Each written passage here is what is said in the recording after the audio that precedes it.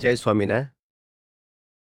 મારું નામ યોગેશ કુમાર બળદેવભાઈ પુરોહિત છે અને હું અત્યારે સ્વામિનારાયણ હોસ્પિટલ વડતાલમાંથી વાત કરી રહ્યો છું આપની સમક્ષ.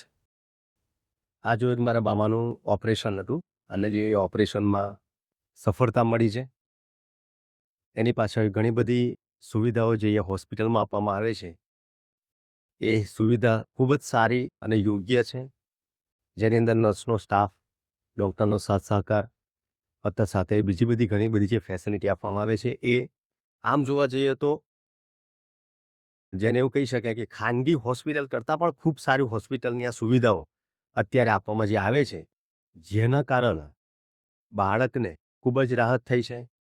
ખૂબ જ જલ્દીથી જેને એવું કહી શકાય કે ભાનમાં પણ આવી ગયો છે અને આ સુવિધાના કારણે આવનાર વ્યક્તિઓને જે ખૂબ જ સાથ સહકાર જે મળે છે એ બધા હોસ્પિટલનો ખૂબ ખૂબ આભાર માને છે.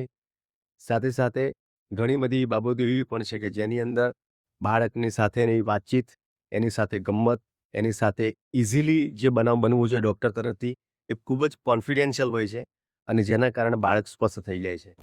આ હોસ્પિટલમાં બીજી પણ એક સુવિધા એવી છે કે જેમાં જ્યારથી અમે દાખલ થયા છે ત્યારથી લઈને આજ દિન સુધી આ ઓપરેશન સક્સેસફુલ થયું છે ત્યાં સુધીમાં વિનામૂલ્યે એક પણ રૂપિયો લીધા સિવાય આ હોસ્પિટલની અંદર સારવાર કરવામાં આવે છે.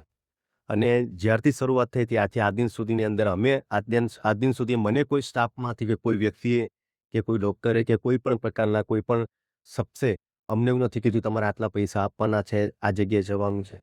વિના મૂલ્યે આ હોસ્પિટલની અંદર સેવા આપવામાં આવે છે, જે ખૂબ સારી વાત છે.